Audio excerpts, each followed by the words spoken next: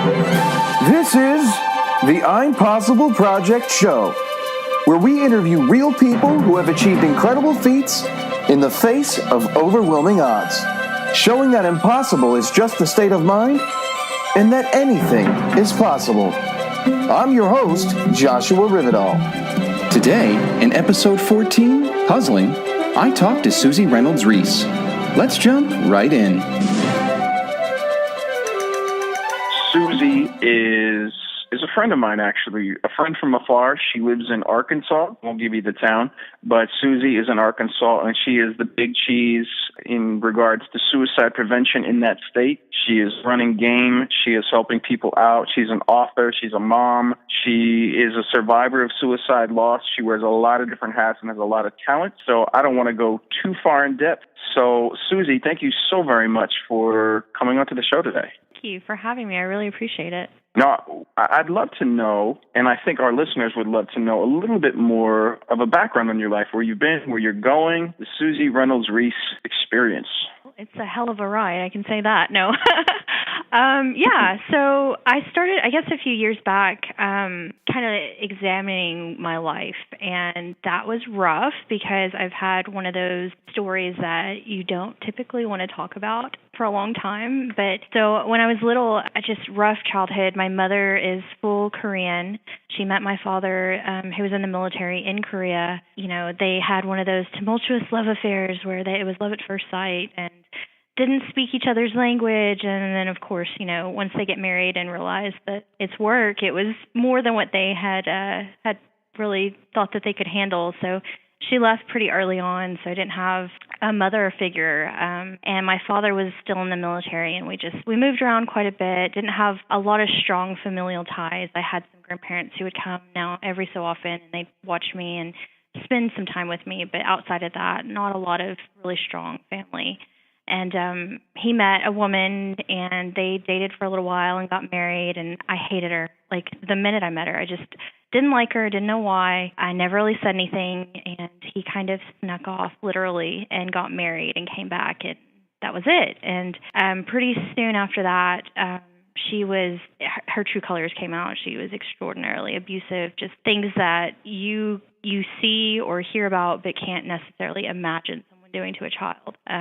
She didn't like me because I didn't look like her, because it was obvious that I wasn't her child, and I think she had a history of trauma herself. And so when I turned 10, not even a month after my birthday, he started to go through retirement because she had wanted him to, and right after he finally filed and started that process, she asked him for a divorce. And so he, retirement, divorce, and then they started that process. And then I remember him kind of sitting down with me and saying, this is what's going to happen. Our lives are going to be different, and she will be gone. And so for the first time since they'd been together, I told him that she'd been abusing me. I mean, I remember just being terrified of this woman living out of the closet, literally. And so for the first time, I felt like I could tell him that I wouldn't have to worry about her. And not long after that, he took some of his guns and he went and found her. He took her life and then his own, which kind of set me on a whole different path. And I moved back to Arkansas, and my grandparents adopted me, and they did the very best that they could. But we didn't know what was going on. We didn't understand suicide. We definitely didn't understand what happened with him. And I missed my father. They missed their child, and we kind of grieved in our own way, but we didn't speak about it. And so I ended up suffering from major depression and didn't realize it until I was like 19, and ended up in a situation where a doctor's sitting in the room across from me, and he's like, "This is what you have." And I'm like, I didn't realize there was a word for that. I just thought there was something wrong with me and that I just had to hide it. And so it was eye-opening, and it set me on a new path, which was a very dark and twisty one. And I struggled, and I fought, and I was in denial. And then finally, after I had my daughter, I realized I have to take care of myself, because if I can't take care of myself, I can't very well take care of her. And so she really did change my life. Just made me, realize that I needed to be a better person for both of us. And then from that, I just started looking into how can I get in this world, and how can I really share my story in a positive way and help others who are where I was at some point. You weren't wrong about the roller coaster. I felt in a sense that I was taking that ride, and these pictures are flashing in front of my eyes because some of what you lived through, I lived through, but in a different sense. And your little self, my heart just aches for your little self, 10, 14, 19 even. I mean, your young self, you went through so much, all this major trauma, and the loss of one parent, then another. I'm just curious about your grandparents, and they raised you the best they could. They did what they could. Was the word suicide ever mentioned? And or you said you all grieved and dealt in your own way. Could you describe a little bit of was suicide and anything surrounding that brought up, or was it brought up in code? And then what did the grieving process look like for everybody, and how long did those ripple effects? I know they last even till today, but the big waves, how long did they last for? Kind of a complex question. Right. No, I love it. Yeah, so I think suicide itself wasn't really mentioned. I mean, this was more than 20 years ago, and it was terrifying. It was, he had been this amazing man, and I still consider him that today, but at the time that happened, everyone was just shocked, and no one expected anything like that of him, and so we just kind of pushed it under the rug, so to say. Didn't really talk about it, like you said, code. Even to this day, I'm one of the few people in my family who will mention what happened, and I have a huge amount of relatives, so it's a very stigmatizing and shameful thing even for them now. And I think too that grief is delicate and it's overwhelming, and if you're not healthy in your grief, if you're not at a healthy spot, you can't discuss it, you can't really deal or recognize what you're dealing with even. So, for me, it was difficult because I didn't understand what death was at 10. I knew that I lost a great-grandfather, and I understood that he was gone, but that's a different relationship than your parent. And then seeing friends growing up who had their parents, I was very jealous and very envious of their relationships and their fighting and their, things that are normal that I didn't have with either of my parents. And then my grandparents were so much older. I mean, they were 60 years older than I am. And so there were so many things that I just couldn't talk to them about because they didn't understand. It wasn't, social media, things like that when they started coming out, or cell phones, I mean, those things weren't around. And, peer pressure stuff, just normal things that wasn't something they had experienced in. So I think that in their way, they sucked it up. My grandfather was that man that was always doing something to not think about things. But he was extraordinarily sensitive, and just you feel when you're around him. Whatever way he's feeling, you just feel those things. And my grandmother was that hard woman who, she was hurting. She lost her son, but, she had to move on and move forward for the rest of her family. And then myself, as I would get older and understand how long eternity is and how long forever is in a lifetime of not having him, I would re-grieve him and, miss him at graduation and miss him for all those little experiences that aren't really little when you think about it.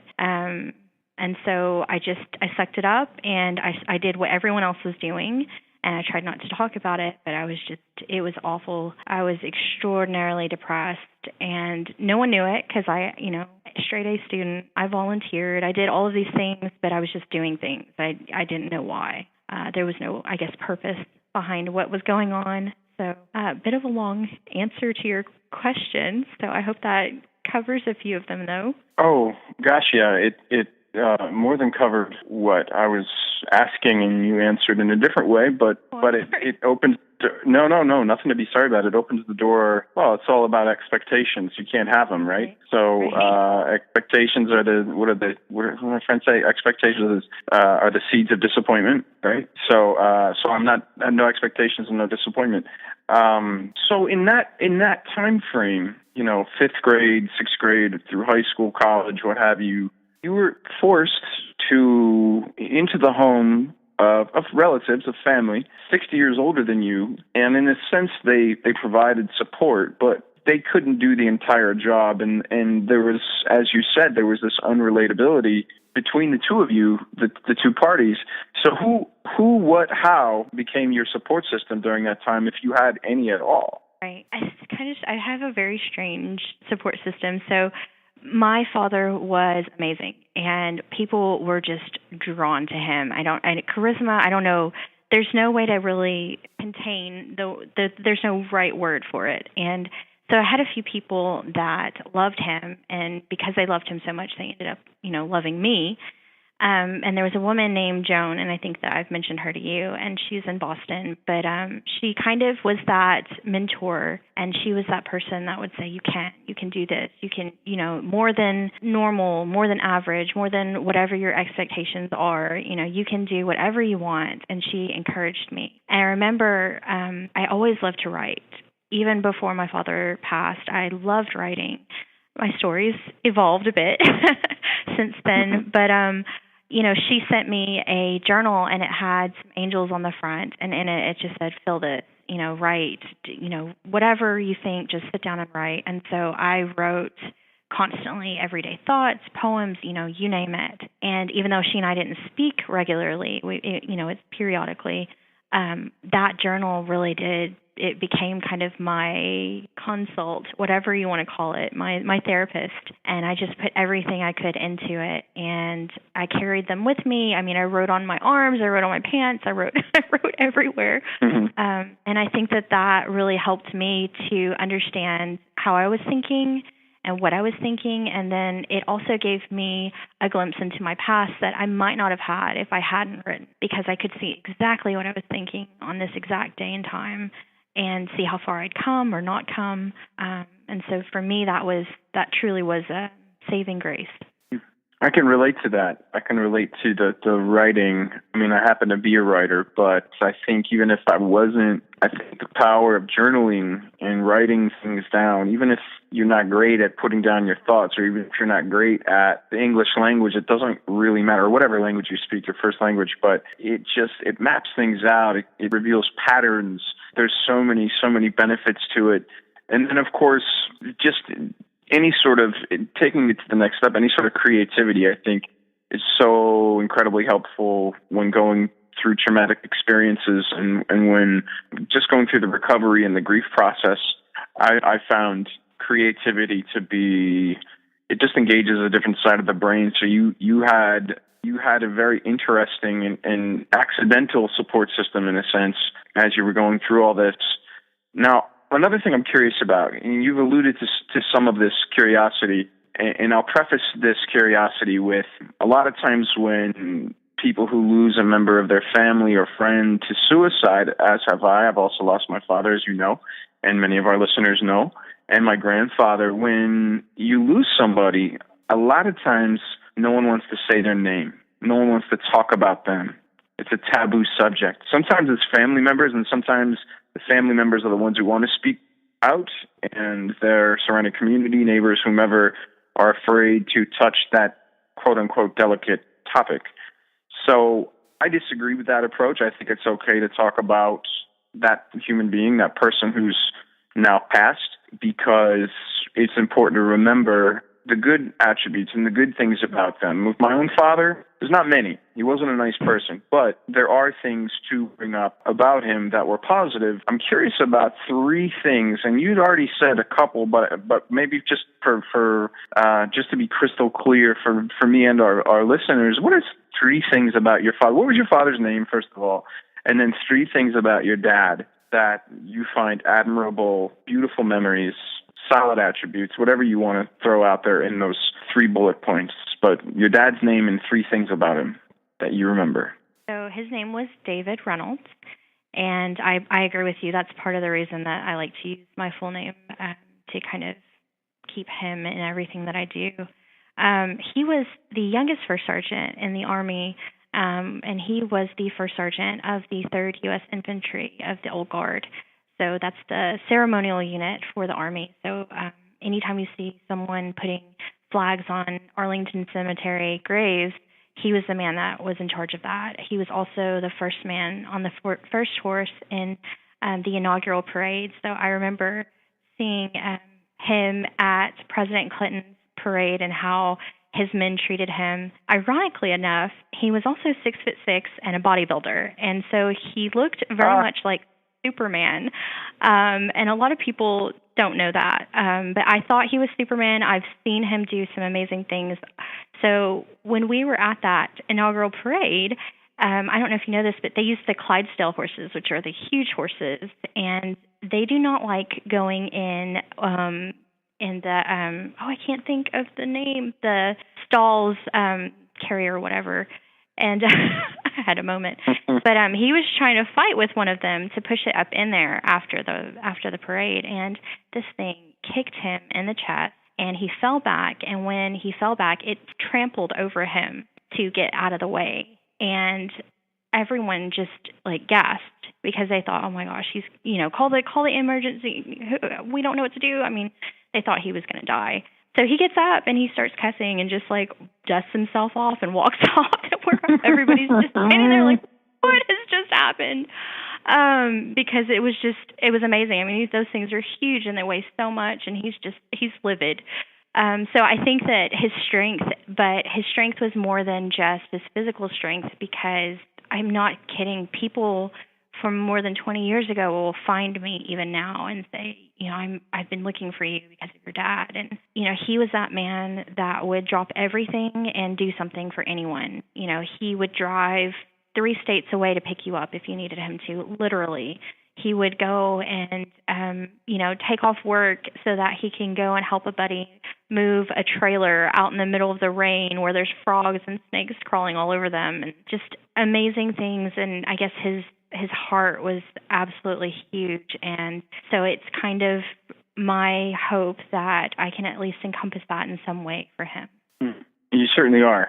I can say that just knowing you and having met you face to face for the first time and just being in contact with you here and there over a few years, in my humble opinion, I think that's exactly what you're doing. And just commenting on your dad for a moment, I can see these pictures in my head of him being trampled in Clinton's inaugural address. And so your dad sounds like a wonderful man, David Reynolds, and I would venture to say that you are certainly doing him proud, and he would be proud of you for what you're doing and what you are endeavoring upon in his name. With that, and I have to preface this question now too, because it's kind of an awkward thing to say and to communicate unless there's some backstory to it. And so in my life, just for a frame of reference, in my life, I have done XYZ. I've done quite a few things after having lost my dad to suicide, after having been in crisis myself at one point. And so I've done all these things as a result of that. And life has opened up quite a bit, and I've been able to practice self-care and positive mental health and coping skills, things I didn't have prior. And so, in a sense, the obstacle and the tragedy of having lost my father, one could make the argument that it's changed my life for the better. Now, the flip side to that, and this cognitive dissonance, is really, on one hand, I would in a second trade all that to have my father back, even though I didn't like him. I don't wish him to have died alone in crisis and in tremendous emotional pain. On the other hand, I can't do anything about that right now, so I'll do everything I can to grow from that experience and to say that obstacle has changed my life for the better, because that's how I choose to look at it. Not everybody does, and that's okay too, because it's not my journey. So I'm curious, my question really is everything you've been through, losing your father to suicide, living in the home of relatives who aren't technically your parents, and all the journey that you've been through since then, how, if I can even make this statement / question, how has that obstacles, how have these changed your life for the better? Right. So I think I agree with you. It's a hard thing to hear, to say if they were here. And I think for about 20 years, it was always, if only I could change time. If I could time travel, I would go back. And then as you get older and experience more things, you realize you would lose all of those experiences. And I would definitely give anything to have my father back, but would I give my children? I don't know, those are my I love them in a completely different way than how I loved him. And so you get past that wishing that you could go back. And I think as far as overcoming and turning it into something positive. It have the ability to speak to people about something that everyone wants us to be more earnest. We all want these connections and these relationships where people truly care about each other. But it's so difficult to have those these days. And I think that this conversation that I have on a regular basis with complete strangers has opened up so many doors for me to have those real earnest conversations. Because if you can talk about this, if you can have this conversation, you really can listen and care about someone, then that fear of, will you accept me? Am I a good person? And all of those fears go away. And you think, they're there for me even in the darkest depths of my lowest moments. So, of course, they're going to be there to accept me when I'm doing fine or when I'm doing well or when I'm having an excellent day. And I think that, quite frankly, by losing him, I realized early on that life is truly fragile and it's not granted and it's not guaranteed for everyone for their entire lives. Their entire lives may last only a few years. And so I see that and realize, we must do things while we're here and leave our marks while we're here because you never know what's going to happen tomorrow. Perspective, healthy perspective, I think is something that you've gained from all this.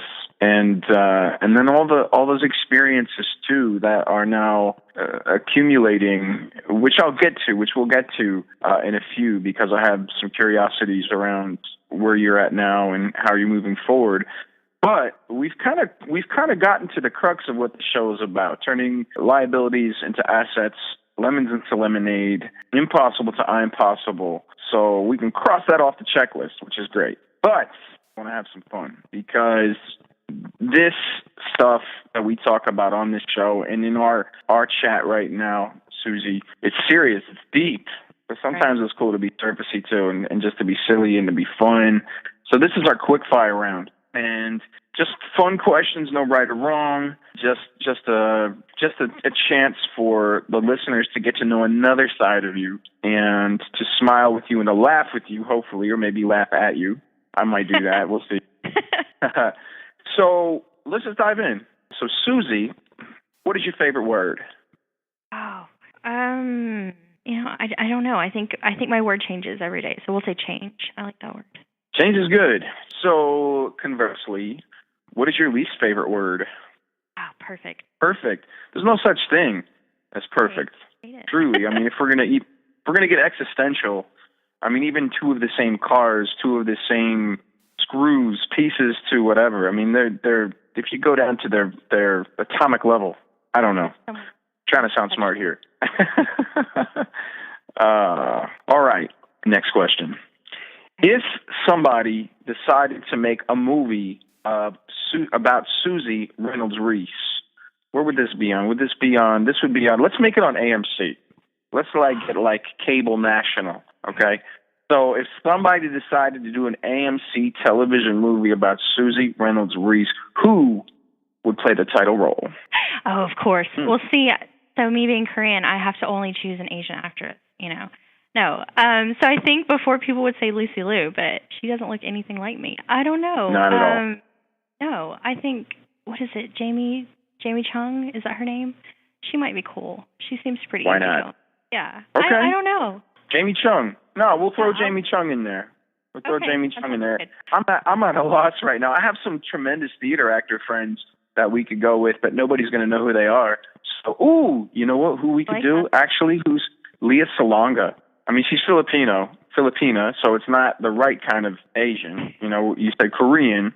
Right. But I'm cool. At least, throw it out there. And she can sing too. She sings like whoa. So can't sing. So she's better than I am. So that sounds good. Well, I wouldn't say that. But so we can utilize all her talents somehow, some way. Susie Reynolds Reece in this movie, we're going to embellish a little bit, and she's going to be like this budding opera singer or something. We're just going to have some fun with it, and I'll play your angry manager. Okay, something like that. Yeah. I don't know. I need some depth. I need to show my chops off.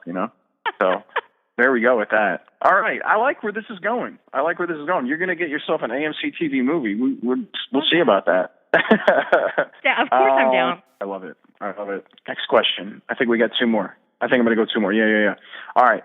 So, Susie, who or what is your spirit animal? So I'm weird. Spider. So yeah. Okay. Yeah, kind of weird. In Native American culture, spiders were the creators of language because the webs were the first written word. So I actually have a black widow spider tattoo on my shoulder, which not very many people know about. But yeah. Fun. I like that. I mean, you can kind of make sense out of anything. I'm not right. Your shoulder. I can tell you whatever I want you to know. Yeah. No. Yeah.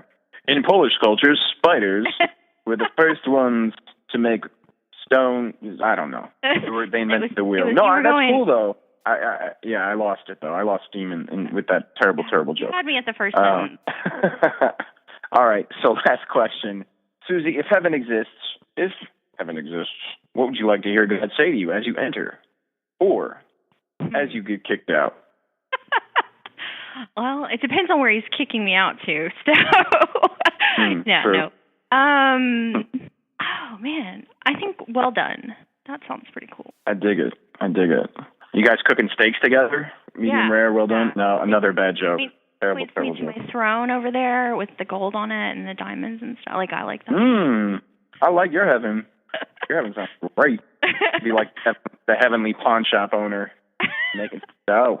All right, so that's the end of our quick fire round. Susie, I am so curious as to what the future holds for you, like next maybe 6 months to a year. What's going down in your world, personal, professional life?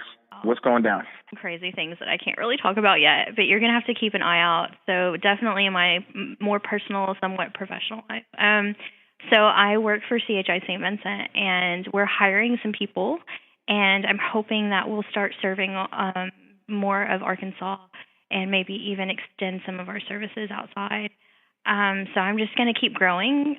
I have no idea. I'm looking forward to seeing your book out, getting to help promote that. And then as far as, there's some really cool stuff happening right now that I really wish I could tell you, but I can't. Let's just say I'll officially announce it soon. That sounds badass and intriguing. And when ready to announce, which will be whenever it is, maybe we can get you back on the show so you can talk about it a little bit. And you can tell some more stories. And yes, I am super stoked for your book, our book. It's an ebook at the moment. We might be doing a limited print run. We'll see, but it's called Lemonade Stand. And folks will hear a little bit more about that in our little outro commercial thingamajig.